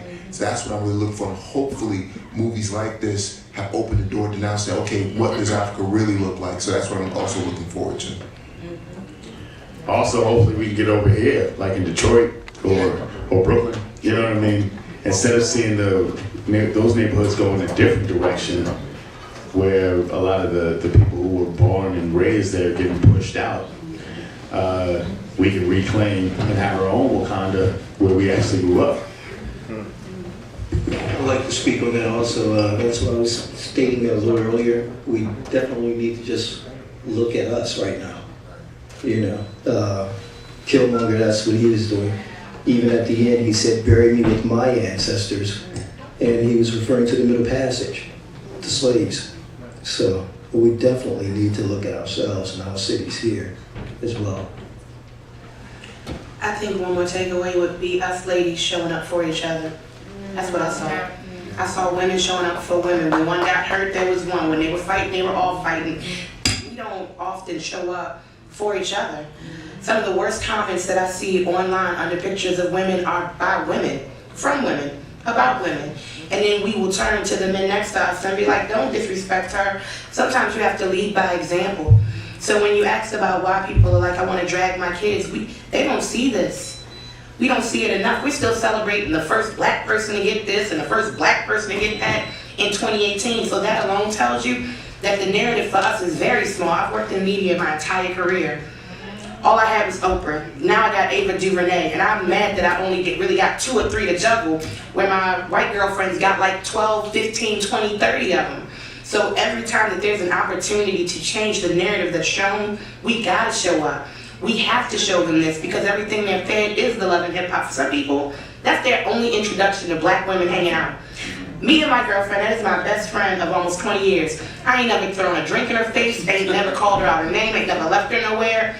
But this ain't the narrative that you see. So this movie represents more than just people looking at Afrofuturism. I really went there as a black woman once I started to meet all the black female characters. And for me, it was they showed up for each other, and I'm hoping that as we move forward, we show up and support us and show a different narrative of who we are, what we are, how we represent, how we interact, because our young girls are looking at that. Your young babies wouldn't feel so comfortable calling each other bitches if they didn't hear their mother calling their homegirl and their coworker, oh, the girl at my job, such a this, that, and the third. So be mindful of that as you walk forward. I also think you wanted to drag your kids out because this was the first movie where you saw us in every shape, every size, every hue. It's no secret that women of a darker tone, they don't get the movie roles like that. It's Viola Davis that says, stop calling her the Meryl Streep of Hollywood if you ain't gonna pay her like the Meryl Streep of Hollywood. They don't get the recognition. You knew who Paula Patton was, but Gabrielle Union been doing it. So it's that's why they need to see this. That's why they need to see women as generals and leaders and queens, because right now we're twerk team all-stars and whatever else, but we're more magical than that. And that narrative right now is not how magical we are. It's about what my hips look like, how long my hair is. So I'm not even hoping, me and God have had this conversation twice. My prayer is that everything that made us get dressed up and have parties and pop-up bars, we actually go out tomorrow, the day after, and start mentoring and talking and teaching. This movie does not become fact until we make it so. So I'm hoping that as we have these conversations, don't just tweet the pictures, go out and that girl in your family to show up to Thanksgiving every year with her boobs out but you around family, pull her to the side and ask her what's going on and what you need and how I can help you. Let's show up for the other women around us, not just your sisters and your best friends, but the chick at work that always look half as in her spank showing. Don't talk about her, don't gossip about her, show up and be there for her. When we become the change that we want to see, you'll see real change happen. For me. Real quickly, just to let you guys know, I see they're passing the champagne out. But gentlemen, don't forget, sir, don't forget that we have the Martinellis, because some of you don't drink. That's okay. Good. All right, cool. Thank you, sir. Appreciate that. We had a question? Okay. Thank you. I'm coming to you, Richard. My name is Alexandra Chavez Hadley, and I'm going to try and keep this question short. I'm known for talking, so feel free to just go like this. This is, I've seen this movie now. This is the 4th time. Yeah. This is a great movie. It's the best every time I see it. And I do have to thank Sean Martinborough, who sent me via Facebook page, we're friends on there, that this was going on tonight. And I'm mentioning this because I met him a few years ago at AwesomeCon. And what he had to say and recommend to young students, period. The audience was mainly African American, but students, period, about what it takes to work in Hollywood was very realistic. You know, I mean, he didn't destroy dreams or anything like that, but he didn't let it get too political one way or the other. He stuck with what you had talked about it's a movie, and movies got to get made, and you don't get your point across till you figure out how they get made and how they get funded, and supporting the people no matter what color, although now there's a lot more diversity in Hollywood even. But I just wanted to ask, probably Sean knows, or maybe gentlemen here, and the young actor and voice actors, who greenlit this movie? Because there's a lot of money in this movie. And whoever greenlit it, don't forget that all of you are magnificent. Whoever illustrates it, whoever writes it, give creds to Kirby and Stan Lee and so on. But please support anybody that you know down in those credits that you can find out, and let us know if any of you are on Facebook. Let us all know, not just support. I know I want you to get more acting roles and so on, and I want Sean to stay working. But I want to see people supporting the people who said we got to greenlit Black Panther 2, 3, 4, 5, because that's what's going to keep all of this legend going. Otherwise, it will die, and it will die pretty quickly. But I'd like to really know, I mean, there's a lot of money put in this. And I know that Black Panther got a lot of attention from, you know, other things that he's been in. I know everybody's talking about it. But it will surprise you, I do a lot of Hollywood stuff, it will surprise you how quickly it can die. And it's not just a matter of you talking about it now. Hollywood runs on money. The movie stops making money, right? And it does, you can't keep it going. Indies maybe, but not major motion pictures like this. Please keep this going. This is a really exciting movie. I knew I was going to enjoy it, but it had so much depth to it that it's just, I'm amazed for it. So please tell us, anybody, who greenlit this one? Who really did? Who deep down at Disney and Marvel and so on? I would assume that this is Marvel. This is a Marvel Studios thing. And for those of you who don't know, Marvel Studios, they're like their own independent company. That, of course, they are owned by Disney, but they pretty much call the shots with their films. And they started this back in 2008 with the first film, which is Iron Man. And I always credit the brains behind the organization, a man named Kevin Feige. He actually has like a 10-year plan for all of his films to come out in succession. And a lot of times I always hear, whenever I get interviewed about movies, people say, oh, why do you think it took so long for the Black Panther? Why it took so long? And I'm like you mentioned, there are economics behind this. And there are obviously people with agendas, and people think that black films don't sell. And I really have to credit Marvel for being slick how they did this, because if you really think about the first Marvel film, it was Iron Man. Now now for comic fans know who Iron Man is. But for the average person, they're like, who is that? And this was that people scoffed at Iron Man being the first film, and this is about a rich white guy in a super technological suit of armor. They were like, that's not gonna work. Well, that came out, then it made money. The second Marvel film was Thor. That was about a Norse god, a blonde-haired, blue-eyed white guy with a hammer, and they were like, that's not gonna work. The second film was about Captain America, which was like this sort of patriot from the 1940s or 50s, you know, blonde-haired, blue-eyed, you know, all-American guy. They didn't think that was going to work. Now, you really think that people didn't think they were going to work, that they were going to get behind Wakanda, you know, way back then? No, I think Marvel was really slick in how they did it. They built their universe up. They built the brand up. So people know that if you put out something and it says Marvel, there's going to be a certain level of quality to it. And what they were really slick in doing is that they integrated Black Panther in the last Captain America film. So that gave him a really good boost. And so, and I was just saying this in an interview. I was interviewed by the BBC, and I was like, the slick thing about what Marvel's done with the Black Panther is that it fits within all of their other films. Like all of their films are interconnected. So the next film is the Avengers: Infinity War, which takes place in Wakanda. So even if you're the most hardcore racist person, chances are you're going to think that you're missing out if you don't go see Black Panther. Because you want to see what happens in that story, because you want to follow the greater Marvel story. So I think that the way they did it was really slick, and I don't think you need to worry about there being another Black Panther, because this movie is going to make crazy money this weekend. So you're definitely going to get a 2 and a 3 and a 4. So I just think that, hopefully this will inspire other studios, because they copy each other. You know, when someone's got a bright idea and it makes money, then everybody wants to all of a sudden copy that idea. And hopefully a lot of black-related films will get greenlit next week, because when they see the numbers come in for Black Panther. So, yeah. And to piggyback on that, excellent point.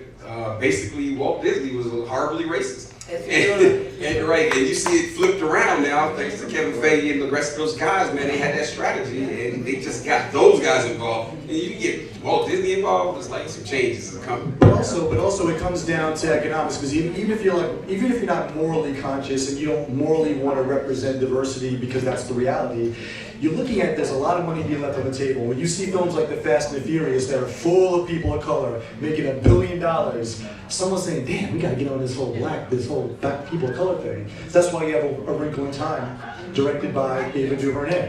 You know, that's why you see like these other films that are being greenlit, and people like Ryan Coogler given budgets of $200 million.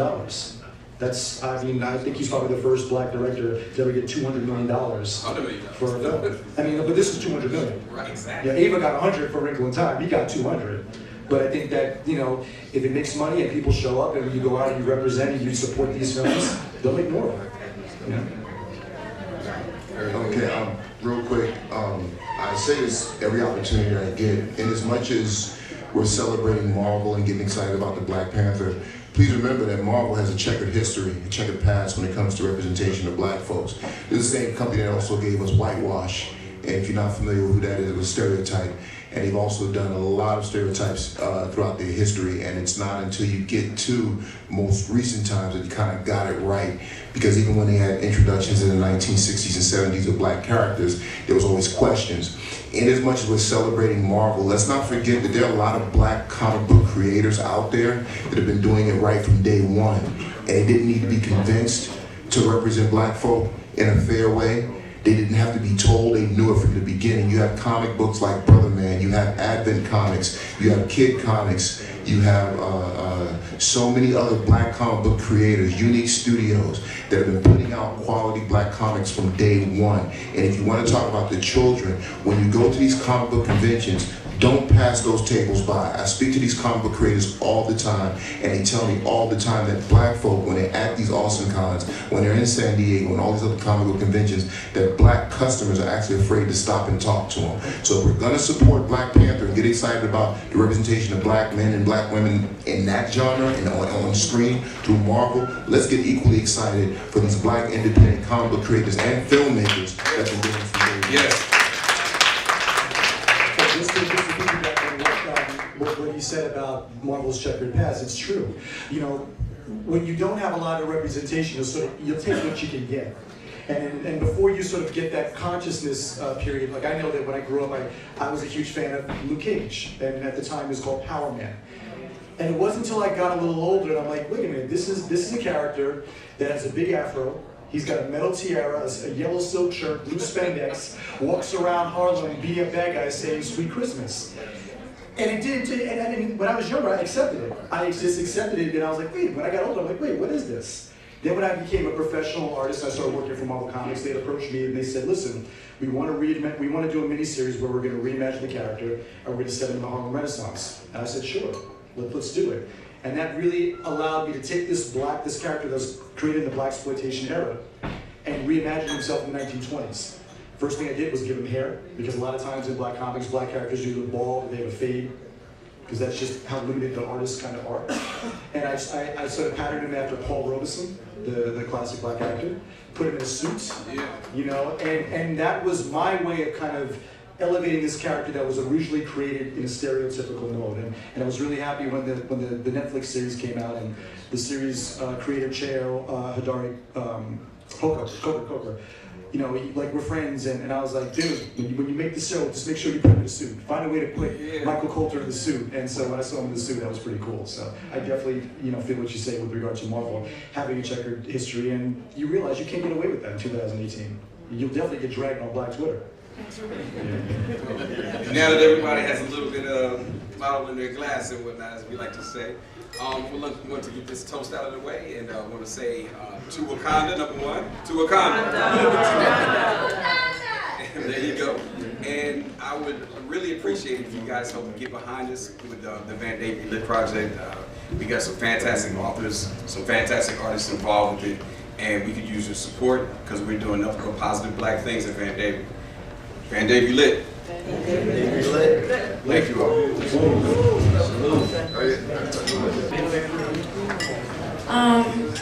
So I've been doing like a bit of an experiment since this movie came out, and pretty much, you know, I like different types of African food, Senegalese, Ethiopian, and every time I go, I ask each person, do you know about Black Panther? Have you watched it? Do you know it's out?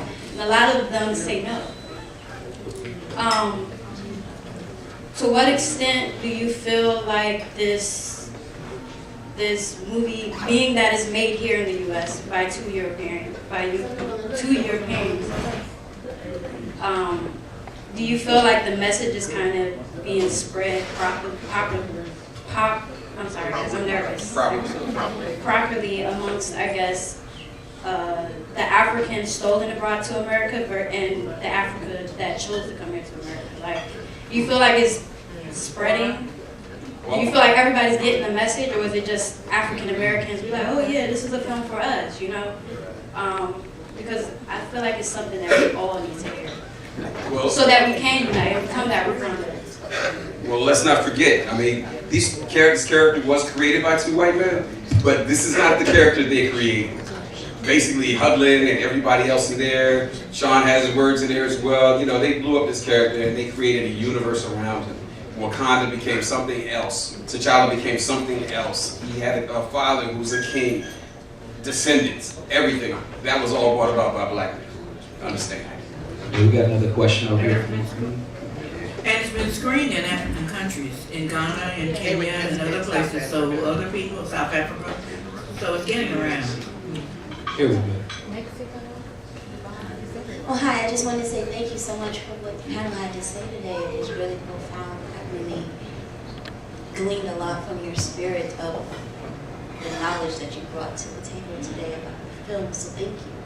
And I think what I really, it's just more of a comment and less of a question, but I really think that the movie for me, when I first learned about Black Panther, you know, I was a little girl in the South Bronx, and for me, reading was an outlet. And what I liked most about Black Panther was its universal appeal, because it broadened my world more beyond what I knew here. And so the main thing for me that the movie posed and answered so well was the question, who are you?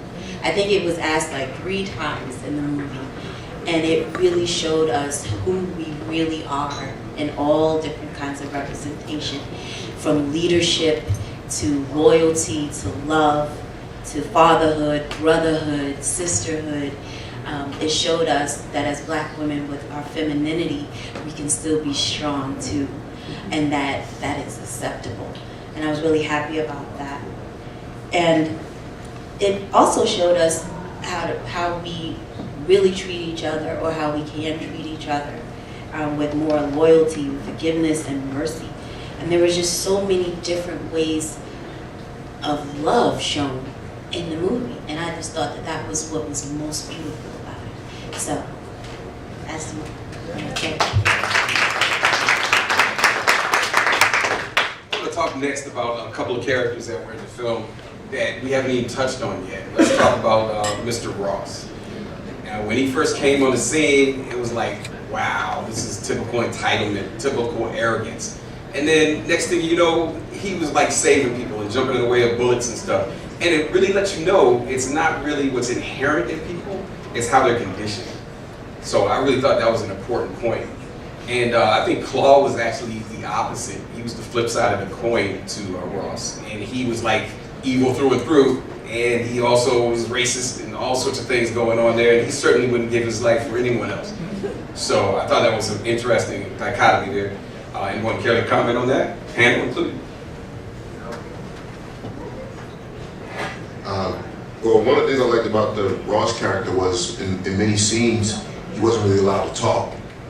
Every time he would speak up, they kind of looked at him like, you shouldn't even be in the room. You know, so I thought that was really interesting, and they got away from the white savior motif that you see so often in film. And at the end, yeah, he's flying the rocket or whatever, but it's the technology that was laid out by Shuri, and she's guiding him, teaching him how to do it. So I thought that it was really interesting that they had him in the movie, but at the same time, he was checked often. You know, like, you shouldn't be here, you shouldn't be part of this conversation. Colonizer. Exactly, refer to him as a colonizer. So I thought that the way that they represented him was great, and like I said, and it was similar to the way he was represented in the Priest run with the Black Panther. And the Claw character, who I thought would have survived because he's like the main villain of the Black Panther throughout the years, it was really interesting that they actually killed him off in the way they did it, yes. And he kind of represented just that overarching colonizer that has plagued Africa throughout the years. You know, so I always thought that that was interesting. It was also interesting that he's the one European that actually knew the truth about Africa because, or about Wakanda, because he was that pillager. You know. And what did he say? Well, he was basically, how did he refer to he referred to it as that El Dorado that they've been looking for. It's like, you got it wrong, because he asked Ross, who's supposed to know everything, well, what do you think of Wakanda? He's like, well, you know, it's a nice little agricultural, you know, type town. He starts laughing at him. And it's like, no, you don't understand. This is the El Dorado that they were looking for in South America, you know. But it speaks to an earlier point. How he like took and robbed and raped and pillaged and then called them savages. Exactly. At the same time, he's downgrading them, but he recognizes the strength. But it was also interesting that Killmonger used that, you know, to his advantage. So it shows the strategy of Killmonger and his wisdom, that he used them to a point till he no longer needed them, and then he discarded them. So I thought it was just interesting the way that both of those characters, Ross and Claw, were represented in the film. Excuse me, if I could ask, sorry, I'll allow the lady to take the floor first.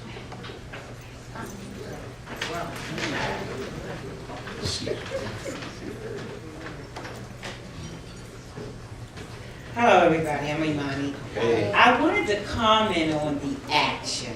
The action when they came to Oakland and the Panther was riding on top of the vehicle, and I couldn't even stay still in my seat. It was like, oh my goodness, I was just overexcited to know that when children of any color watch this film and connect the technology that's being guided by, you know, for the Panther to do what he done, and the sisters in their vehicle, they're flying through the city. Everybody was just so into all this action. I couldn't stay still in my seat. You guys knocked me. She was just like, I can't believe her. It was like I turned into a little child, and I started thinking about when the children go home from the movie, how will the parents get them to stay still? But I did want to comment on all that action. I'm still excited about it, and I'm so glad that this movie happened. Thank you. Yeah, I want to comment about Ross, like you were saying, that he looked like they called him, you know, the imperialist, really. But to me, he represented America at its finest, which means it had its tentacles all over the world, and not necessarily for good. I think one thing about Trump, he says America first. In many cases, America says, no, we're here for you, but it's about America first. Isolation? No, not isolation. They still want their tentacles everywhere. Yeah, absolutely. Speaking to the technological aspect of the film, I mean, did you guys notice how we saw a special effect that we've probably never seen in a film before, where they had that kind of almost Play-Doh construction for the 3D thing? Right. And I was like, I've never seen that. And then when they had the trucks moving around, and I'm sorry, Sandtech was incredible. He picked up the truck from it, and he opened up the truck and could see what was inside. That was phenomenal. And the fighter jet, this is incredible. Hi, I'm new to all of this, so please have patience with me. But I was interested in, when you saw the actual end credits, it was a part where I think Claw, it was that him inside of the hut where they had helped him out. And I saw him missing his arm. That's Winter Soldier. You're a civilian, man. You're a civilian. I'm a civilian. You gotta know me. I can understand the confusion because I saw the guy missing his arm. I'm thinking, I can understand that because he was missing an arm. But Winter Soldier is also missing an arm, and you know he basically Black Panther almost killed him in the Avengers movie. Have you seen any of their Marvel movies? Have you seen? I have seen some. Yeah. Okay, I wasn't a very big comic fan, to be honest with you. This was actually one of the first times I've seen, I mean, really acknowledge the Black Panther series, and it changed the skeptic like me.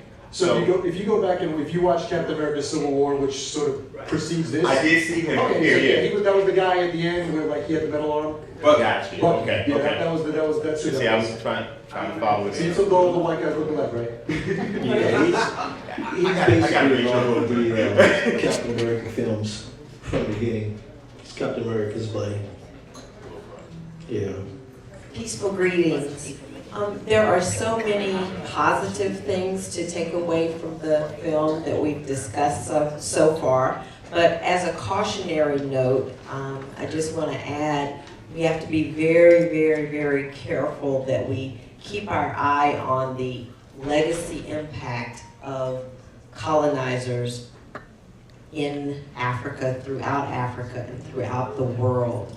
Because a lot of the conditions that we in this film see Wakanda reaching out to solve are because of the legacy of colonization, the system of white supremacy. And if we have Claw removed, and if Ross becomes somewhat quieted, I think the trajectory of the films going forward might leave us with the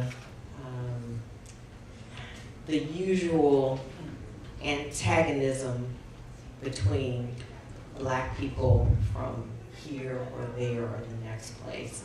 And so if there's an opportunity for us to influence the narrative going forward or make sure that we interpret it, particularly for youth, appropriately, I would just make that note for us to have in mind. I think the big difference though is that is the intention. The intention of the Wakandans is to help others versus the other countries saying, okay, these are the resources we can get from these other countries, and we're just going to take their resources and rob them, pillage them, and all that stuff. So I think that's like the big difference. At least the way I think, that's what I got at the film. That the intentions are different with Wakanda going to help and share what they have versus looking at how they can exploit other countries.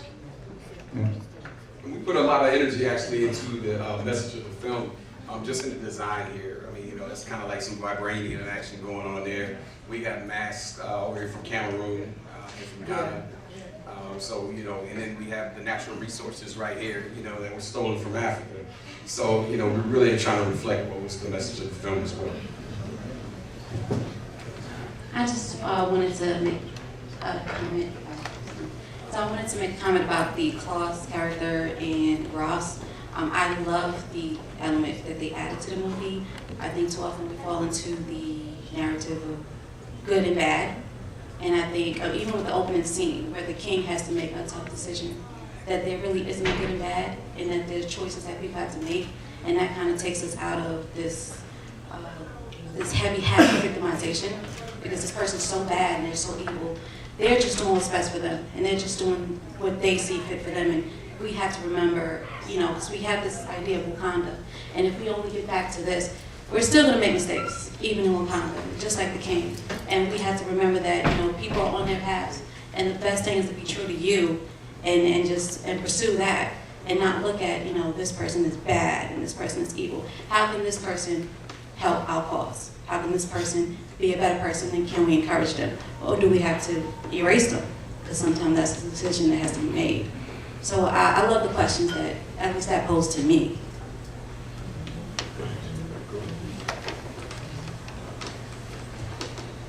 All right, we're moving forward a little bit more in the piece. We're getting to the point where it's kind of near the end of the film, and we had let's actually back it up a little bit. I want to talk about the two battles at the falls.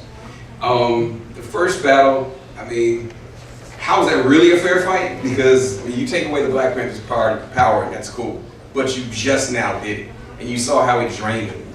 And he was fighting cats, who were just, this is how I walk around every day. So, when Eric Killmonger was able to do what he did, he was facing the drained guy. So I liked how, they were able to bring him back, and it was more of an equal type of fight at that point, and the good guy won. My question is actually pretty quick, and we haven't really touched on it, but I really appreciated how each time the kings were becoming kings, how they went back and they spoke to their ancestors. And I'm just curious, because I'm not too familiar with comic books, if that's a theme in Black Panther, that there is this idea of calling their ancestors and getting that information. Because I know when I grew up, we didn't talk about ancestors. That's something that I saw after, as I became an adult. Yes, that's definitely part of the mythos of the Black Panther, and also being able to communicate with their deity. They've also done that on a couple of occasions where they could talk directly to the Panther god Boss. So yeah, that's something that pretty much been with the Panther series since the beginning, and they kept that going. All right, so what does everybody think about that second battle at the Falls? Oh, my bad, Sean Taylor. Sean's got it. Afro. I can do that though, Jeff. Greetings, my brothers and sisters. Here it is. I am no longer speaking in the voice of my colonizer, so I am going on to embrace the motherland. No, but I thought the movie was fantastic, man. I like comic book movies or whatever, but I'm not like all into it like that. But so I thought it was gonna be good, but I didn't know it was gonna be like this good. I thought like from the storyline, how it like it grabs you from the beginning, even if you were like a comic book person or anything like that, like the story and like the conversation between like just people and how that just carries you. You knew each of the characters, they grabbed you. The princess, I mean, she was phenomenal. And I thought, and then like I think the dynamic between like the Black American and then the Africans, you know, was kind of interesting too. You know, how that like that disparity, you know, how like they say like Africans don't like Black people, you know, like that type of thing. But that was kind of on, like shown there a little bit. So, don't stereotype. No, I'm saying that Half of my boys are stereotype, yeah. But I think all these depictions of like Black people were shown in there, so I thought it was like a great movie that way. And then one thing I thought was kind of interesting to me, one point where when the Black Panther saved the CIA dude, saved the white guy. And you think like throughout history, like Black people have been saving white people, you know, and which in turn has been kind of some of our downfalls in a way. And so I thought like that was kind of interesting how that conflict, even with that, kind of showed, you know, different dimensions. But I thought it was just an awesome movie all the way around. And yeah, appreciative of it. It's cool. Very good. And Tommy, he has his own Almost Ladies Night. It's like coming around once a month, I do believe. And we're looking forward to doing some comedy things with Tommy in the future. Tommy Taylor, ladies and gentlemen.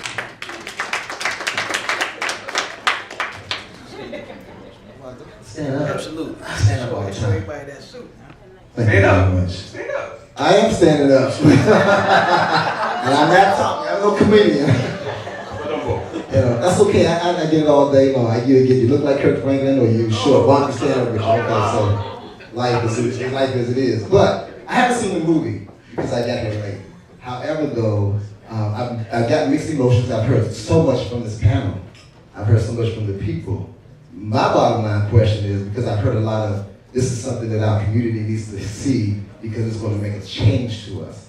You know, a couple of years ago, something else came out and said our community needs to see this and needs to make a change. I've heard that Black women need to stand up and step out. Well, I think Black women have been standing up and stepping out for years. One started with my mother, who I think is a strong Black woman. Then I can take it all the way back to, we have two strong Black women in Washington that are representing in the pageant world like Black women have never ever represented before. One is Miss Farron Amy Campbell, who's the first African American Black Miss Bikini for the United States. Second is Allison Hill, who's representing this globe as a Black woman. Now, I think that I'm gonna go see the movie. I told my friend outside that I wasn't gonna go see the movie because I got so many mixed emotions. I've been in the Afro movement for years from a kid. And I know how I never saw a disparity in African Americans and Africans because there's always been Africans in my household. My mom was a registered nurse at NIH, and she was in psychiatric care. So every visiting African doctor was in my home for dinner. So, you know, I've been around Africans. I've never seen a disparity, even in school. So I'm just trying to see where is the next step from this movie? What is this movie gonna take our community? What's the importance of it? Other than the technology and the entertainment part of it. Because I've been seeing and hearing about the entertainment. But what about the effect of our children that you say are out there twerking, and our young men are wearing their pants down by their leg, by their knees, ankles? What is it going to affect them to go see the movie? What's going to change them? Because I think change is affected by the people who are here in this room. We make the change, not a movie. No, sir. I agree. And you got to understand this fact, though, that we as a people, not just African Americans, not just Africans, not white folks, everybody, we are moving forward. And if you don't see it, yeah, you really got to open your eyes, because what happened when Trump did his thing, first of all, he didn't legitimately win that election, and everybody sitting in here knows that. And you're going to find out more about it as the trials go on. But the other part is that, what happens, with the Confederate statues when they're coming down, who are those people spitting on the statues and kicking the statues is white folks and stuff. So, there are some cool white folks out there, and, I want more white folks that are cool, you know what I mean? It's like, because it's a movement, and it's getting bigger all the time. We need to be coming together as a people. I'm not sure when you walked in the room, but to me, I think this whole evening has been about what comes next. Like, I'm not sure that we've really talked about the entertainment outside of some people liking some of the fights, but I think we started with, it's been a long time coming since we've had a movie that had a narrative this great, where we aren't slaves, we ain't hoes, we not pimps, we not dirty cops. Like, when the Oscar time rolls around, it's planting seeds that we're so much better than sports and entertainment. The second one is just how we're shown, period. There is a generation of kids that have never seen African royalty, don't even really think that it exists. So the best thing I can do is give it to them in film first. The second part comes when we go out tomorrow. Like, do you mentor? What do you do? Because that was my question, period. Like, the movie's great. I'm asking you a question. Oh, you can answer too. I don't mind. I've been here the whole night. I have been here the whole night. Because your statement made it sound as if you didn't hear us collectively as a tribe saying what we needed to get done. So it came off as slightly condescending, because some people were throwing eyes like, wait, where you been all night? Which is why I asked, because I'm always asking questions. To me, it moves forward, and we talked about it before. Mentoring, giving back, planting seeds, teaching sustainability. Sometimes you have to show people something different. Outside of this, we saw Coming to America, which was a comedy. So it was almost like the thought of us being African royalty was a joke. Now you come back to here in the midst of Black History Month, where we're learning that we did traffic lights, things that the same young women that you're thinking because their pants are sagging don't know or don't care. They are inspired by this. I've seen more young people gather to see this movie than old folks, because it's new to them. When was the last time you saw a movie of this magnitude with a starring Black cast that didn't have any of the normal negative narratives associated with us? That's how it starts. There are white people that have never seen Africans. My point is my point. What's your All point? that is great. My point is really removed from me, and that's my point. We continue forward. Now that you know that African royalty exists, it's up to us to go back and plant these seeds. If you live on a block and you're not mentoring the same men that you're looking at with their pants sagging, then you're not helping us either. So to me, it's you being the change that you want to see. I grew up in foster care. I'm an orphan. I spend and dedicate my life to helping homeless youth and finding forever families for other teens. So to me, it's in your actions. It's in your actions. I think everybody who's seen the movie is walking away with something different. I used to be one of those Black people that was like, white people can't help us, until I learned that it's gonna take a few white people giving up their privilege to help me in my movement. I've been the girl side-eyed some chick whose shoes were linked over while I'm at the mall. This movie made me check my damn self and how I'm interacting, how I'm motivating, how I'm inspiring. That's the change that starts tomorrow. When you walk out the theater, will you be different? Yes, because I've seen different. I'm gonna act different. Now you make that the habit. How do I make it the habit? By leading by example. I'm gonna high five my queens. I'm gonna tell them I'm beautiful. And you know what happens? The person next to me that's always calling you bitches and hoes, well, she's saying queen, well, let me try that. It's up to us to make these the positive narratives. I need for people to see this movie. I need the white people who think that we ain't done nothing, don't do nothing, and don't know the cloth we cut from to see it. I need the young Black kids who think nobody cares that they not cut from nothing, that they're not nothing to see it. You see what I'm saying? So this is how we start. Join me tomorrow. We can do it. We can do podcasts, we can do whatever, but until we are physical in our actions, nothing changes. So don't question us, because we're here. We saw the movie, we gathered, we're having a conversation to move it forward. How do we help the people who don't, that were like you, that because you heard a few things here and there, I ain't gonna go see it. You know what happens when you don't buy a ticket? The black movie fails, so then we don't get it, and then 2 years from now, we're still complaining that we don't see black people on the screen. That's how we change. We show up, we show out, and we do it over and over and over again. Let's see one of the gentlemen to chime in on that point as well. Y'all froze, huh? Come on, folks. So, but listen, I think Dr. Newton said something. If we can respect the mic right quick, I think Dr. Newton made a very, very strong point about the brain and how it needs to be prepared and how things need to be introduced to it. So we did grow up on Coming to America, and we did laugh. So it gave us a depiction of Africa, but it was more comical. So we did kind of laugh. You understand what I'm saying? But I cannot lie to you now. This movie is different. This thing do tap into that spirit. If it's in there, it will come out. So I do believe what Dr. Newton is saying, when the brain needs to be introduced to different characters, different ways of life, different thought processes. If I'm 6 and 7 years old and I'm at this movie, when I leave out of here, my mother is definitely a queen. There's no doubt about it. Our women in our movies growing up were, crack addicts, prostitutes. The men were pimps. They were hustlers. This movie was beautiful, to be completely honest with you. And I went into the movie going, whatever. And this movie was beautiful. And I sat on the front row with a crook in my neck, like, I'm enjoying the crook in my neck. Don't know how, don't know why, but this is all right. The last time I felt like that, I was in church eating the butterscotch candy out of my grandmama's purse. And I was like, this candy is amazing. I couldn't put my head down because I didn't want to get whooped because I wasn't supposed to have the candy. But this movie, I'm telling you, and that passion that she's speaking with, that thing feel good, man. That energy feel good. So if we can just take this, and it's not gonna happen overnight. And I want to make the point of when the two gentlemen, when he took my man up, the villain, what was his name? Give it to me. When he took him up, he still showed empathy and allowed him to die in the sunset because he wanted him to see what his father had talked to him about. Now, I do that a lot, even with my brothers who shag their pants, they hustle, they carry guns, they sell dope. It's my job to show them the sun. That's my job, because I've been there, I've done that, but it's my job to bring him to the mountaintop and say, this is what our fathers were talking about. But the difference is I'm not going to let you die up here. You understand? I got to save you, but you got to be willing to save yourself. And the thing about that question is, which is it's a great question, but when we're talking to people around us, they still have to be willing to save themselves. So don't get so caught up in trying to save everybody. Save you. And then go out here and do community service, mentoring, and outreach. But tell people, listen, I gave you the blueprint.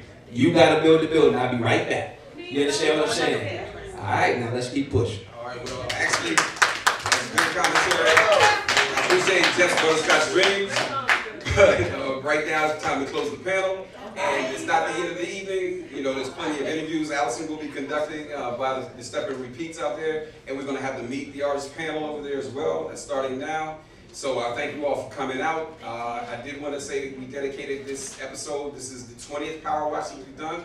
And this is the 25th actual event that we've done. I want to dedicate this to Patria Finlayson, who was at every Power Show that we ever had. Rest in peace. We love her. Thank you. So everybody, please join me, and we're gonna just collectively continue a continuous round of applause. Please join me and putting your hands together for Dr. Newton, William Jones, Poet, Kerry Height, VR McCoy, Mark Jeffries, Sean Hartberg, and Dr. Greg Banks. Come on now, Black Excellence. Thank y'all for your questions. Thank y'all for your time. DJ Zulu, give it to him.